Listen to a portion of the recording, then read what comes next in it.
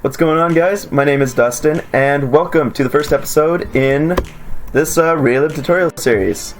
So, today I'm going to be talking about what Raylib is, and installation, and how to get a window on the screen. So, I already actually covered what Raylib is in a previous video, so if you want a more detailed explanation, I'll link that in the description of this video. But essentially, Raylib is a programming library for C and C++ that for making games, for writing games, for writing graphical applications. If you want to read more about it, you can also go to the Raylib.com, and this is actually how we're going to get it installed and downloading. But yeah, also if you want to see some examples, see what Raylib can do, go over to the examples tab right here, and he has a ton of really awesome examples. Everything from, you can draw 2D, do some really awesome sprite work right here, clear to 3D. So if you want to write your 3D game, it's extremely easy in Raylib. And yeah, even physically based rendering, which is pretty impressive. So yeah, Raylib's very easy. One of the other things that it does right is that it's easy to get started and install. C libraries are notoriously difficult at times to get working, and especially if you're brand new to programming. So Raylib's a very good tool if let's say you're in university and you also need to make a you have your final project and you want to make it graphical. Raylib might be the choice for you. And yeah, Raylib supports everything basically that supports both C and OpenGL. So it's extremely cross-platform. In the installation of Raylib, he gives you a ton of scripts to make building for all these platforms very easy. So, I'm going to head over to my Windows partition, and I'll show you how to install Raylib on there. Alright guys, I'm over here on my Windows partition, and yeah, let me show you how to install Raylib on Windows. One thing I would like to mention that I forgot to mention earlier is that Raylib also works for many different other programming languages. Because it's written in C, there's bindings for Rust, Go, several other programming languages, and actually Raylib officially supports Lua, and it's pretty simple to set up, and we'll set that up later. So if you've programmed in Lua in the past, then you can then I'll show you how to do that. Okay, so to get started, click the Download Now button right here. And if you want, you can donate, but if not, just click No Thanks, take me to the downloads. So let's click that, and click Download. And it's a really small download, it's only 100 megs. So once that completes, you're going to click the installer. And this whole experience is the nice thing about Raylib. Normal libraries, you have to install it manually. You have to take all the lib files, put them in the folder, find the include folder. It's a whole process. Okay, so, and Raylib also comes pre-configured with its own editor. You don't have to use it, but the editor comes pre-installed with a bunch of build scripts, a bunch of running scripts, and stuff like that, documentation. And it also it comes with a compiler. So it uses MinGW and that whole compiler toolchain, G++ and all that. So it's the same tools that you would get on Linux. Alright, so when it's done downloading, it should be in your downloads folder. All you have to do is double click the installer. And it's going to ask you for privileges, just click yes. And it'll pop up a nice install wizard. So just click next. We're going to do full installation, so click next and install. And right now it's just gonna it's gonna install it in your C drive. Alright, real quick, while it's installing, I would like to mention that if you go over to the Raylib repository and go over to the wiki pages, you'll find examples for how to install on many different platforms. So if you're on a Linux like Debian-based platform, for Linux like Ubuntu, of course Debian or maybe Mint or something like that, then it will explain. This tutorial explains to you how to build it from source and actually run Raylib on those platforms. If you're on an Arch-based distro, there's a version of Raylib just in the AUR. So if you know how to install packages from the AUR, then you're just set, which is really nice. Okay, so the installation is complete. And that only took maybe 3 or 4 minutes. So let's click finish. Now let's actually go to where it was installed. So if we go up into our address bar and go into C:/, we'll see that in our C drive we have this new Raylib folder. Let's double click this. And these are the 3 folders that it will give you. So MinGW is your compiler. You'll usually not have to touch that or anything like that. NPP stands for Notepad++. This is our editor.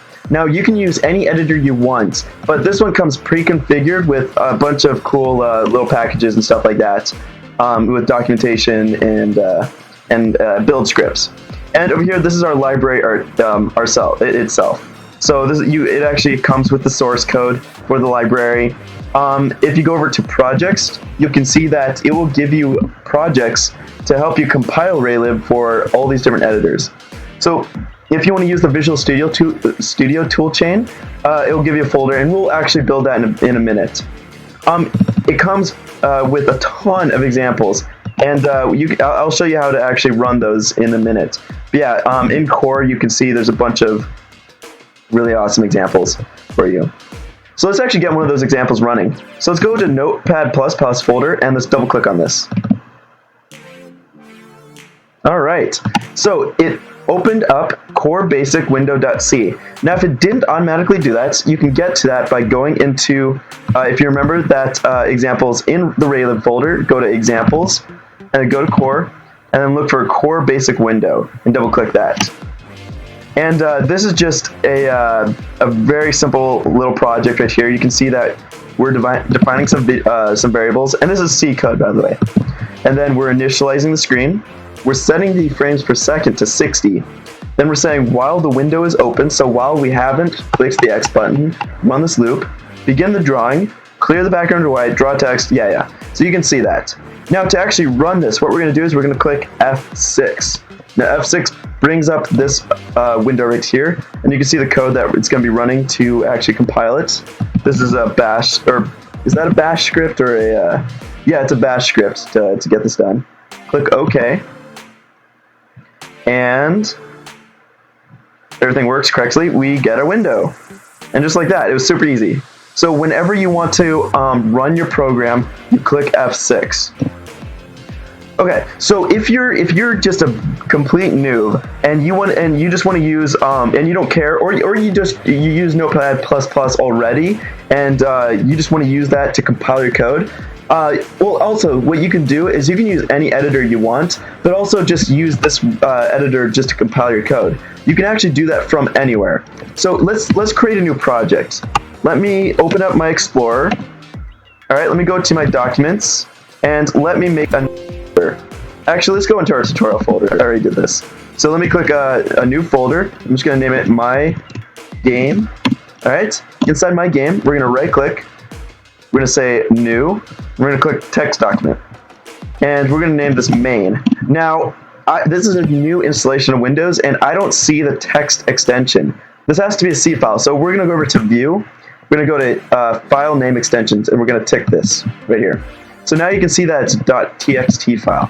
Let's right click this, rename it, and let's change this to .c. And actually I'm going to use C++, let's do CPP.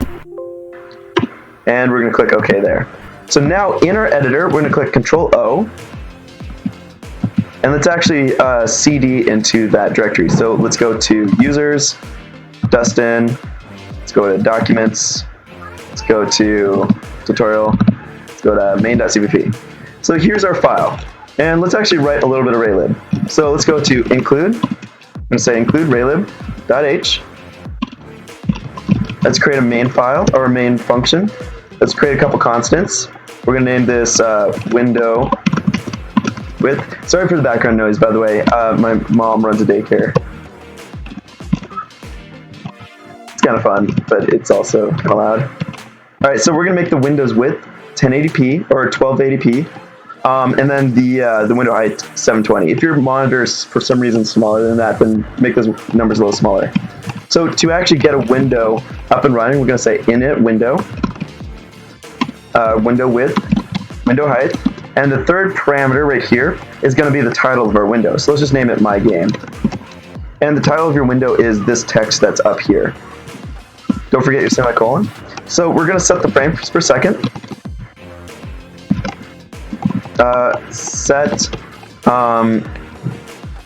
Well, actually, I don't remember what it was. So let me show you this real quick. So if you forget a function and you don't know what it is, conveniently enough, if you go over to examples and you click right here, it gives you an entire cheat sheet. So let's search for FPS. Here we go. Set target FPS right here. So we can set the target FPS just by passing it into this function right here. So yeah, this cheat sheet right here will, let me make it a little bigger, will show you every single function in Raylib that you can use. And it's very comprehensive and very nice. You got, everything. And it also gives you a little brief description of what they do. Okay, so let's go back to our editor. Let's go back to main. Let's say set target FPS. Now normally there's a little auto completion, but for some reason it's not working for me right now. It's a little bit upsetting. Okay, so now we need to make an actual loop, or else our game's just gonna close really fast. So we're gonna say while window should close, while not window should close. So while the window is open, all right. And now we want to actually get the graphics to refresh. So we're gonna say begin drawing, and we're gonna say end drawing. Now you'll notice this pattern throughout Raylib, a begin and then an end function. So you can do things like begin script, or begin shader, end shader, begin camera, end camera, and stuff like that. Okay, so now that we began the drawing stage and we ended the drawing stage, we have to clear the back buffer, because if we don't, it's just gonna flash really, really fast, and it's kind of obnoxious. So to actually do that, let's go over to our cheat sheet, go to the top, and let's look for clear. Yeah, clear background, and then a color. Color right here. This color is a struct, and you can see where all these are defined right here. So they come pre-installed with a bunch of different colors, which is pretty nice. Yeah, the function is clear background right there. So let's actually run that function, clear background, and we're gonna clear it to Ray white. So it's just gonna be a white background. Actually, no, we're gonna use our own color. So there's going to be a few differences if you're writing Raylib in C and C++. There's not a lot, but just because the languages are a little bit different.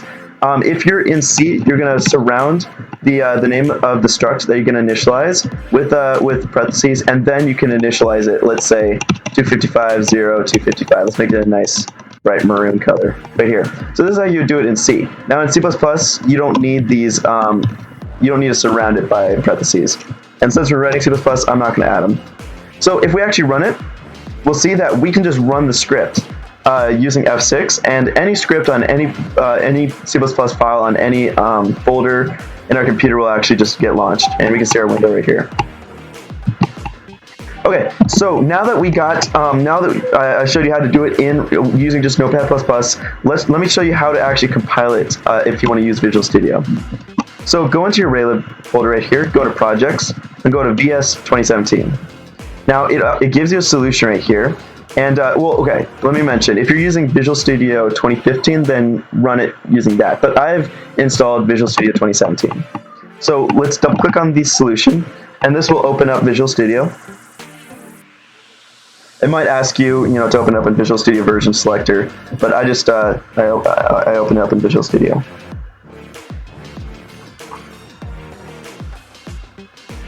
Okay, so let's let that load a little bit. I recommend sticking with Notepad++. It even has a bunch of themes and stuff, so if you like a dark theme, use that. But if you want to get the full debugging experience, then Visual Studio is the way to go for the most part.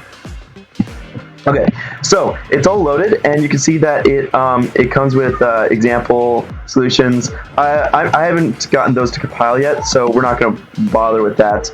You may have an issue when you try to compile, so let's make sure that we're in release mode, and we're going to compile it for x86. You can compile it for, you can create your own configuration for x64, but if you do x86, it's going to run on everything, every single PC and architecture, so we're going to stick to x86 for now. And all you have to do is go up here and click Build Solution. Now, we're probably going to get the error an error when we do this, saying that we need to retarget the. Okay. So if we read the error, it says Windows SDK version blah blah blah was not found. Install the required version SDK or change the version to the project property page. So let's go up to here. Let's right click here, and let's click retarget solution. And we're going to retarget it for this version right here that we have installed. And we're going to click OK. All right, so 3 completed. So now let's recompile. Let's go to build and build solution. Now let's wait for that a little bit.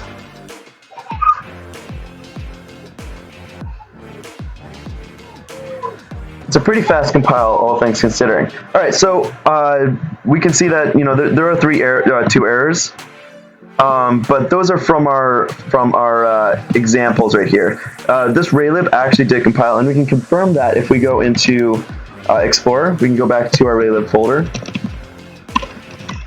go into Raylib right here, and then go into Projects, VS 2017. Go into Raylib. Release.dll, and then we can see that we have a Raylib DLL and we have a Raylib.lib file right here. Alright, so now if we want to make a Visual Studio project and actually load that and actually use Raylib, let's go to New File, New. Let's go to Project. We're going to go over to Visual C++, and we're going to click Empty Project. Now let's just name it My Game.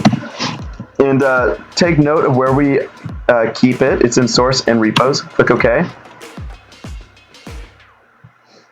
So this is going to create a brand new project. Now we want to go over to Project. We're going to go over to Properties. Actually, before we do this, we need to go over to Source Files, right-click, click Add, click New Item, and we're going to make a new CPP file. So we're going to do main.cpp. Or main.c if you're writing it in C. Let's get rid of that top line right there. Let's just make a basic main function, and let's compile. So I just click Control-Shift-B to do that, and we're compiling. Now that Visual Studio knows that it's a C++ project, we can go in here, and we can click on the C++ C tab. Right here, we're going to click here, click this drop-down arrow, and now we have to find all the include files. Now we're just going to include the entire source directory right there. So we're going to go to Raylib, /Raylib. We're going to go into Projects, Visual Studio 2017, go into Raylib. Actually, sorry, right here. Wait, no, not right there. We're going to go back, sorry. We're going to go into Source right here. And we're going to say Select Folder once we're in the Source folder. Just like that. Now for Linker, we're going to click Linker. We're going to go to the drop-down. We're going to go to General. We're going to do additional library directories. This is where we link all the lib files. So let's go C, /Raylib, go into Raylib folder again. We're going to go into Projects. This is where we go into VS 2017. We're going to go to Raylib, Release DLL, and we're going to select that folder. Now we're going to go over to Inputs. We're going to go here, drop down, and we're going to say Raylib.lib. So this is just saying that we're going to use, when we call the linker, we're going to link the .lib file. We're going to click OK, and we're going to click OK. Now one last thing is we need to actually get that DLL. So let's go over here, we're going to copy it, so Control-C. Now let's go into where this project is stored. So we're going to go into C drive, go to Users, Dustin, and then we're going to scroll down to Source. We're going to go into Repos. And your project might be installed somewhere else, but we're going to just double click here where we see the main.cpp file, and we're just going to paste the raylib.dll. Now let's make sure this works. Let's go here, let's click include raylib.h. And actually, better yet, we're just going to go over here, going to copy this code, and we're going to paste it right here. Let's go up to the top right here. Let's change these quotes into angle brackets. And let's compile. So I'm going to do a F5 key. And if everything works out correctly, we should get a window. And there we go. So that's how you can get it running using Visual Studio. If you're a code blocks person, then the process is very similar, and he gives you a code blocks project right there, and you can use that. So yeah, I hope you guys enjoyed. This has been the first episode. The next episode, we're going to be going over the basic API, different graphics functions, and how to actually, get writing some code. And then after that, we're going to make a Pong example, and maybe some other examples and stuff like that. But yeah, I hope you guys enjoyed this video. I'll see you in the next.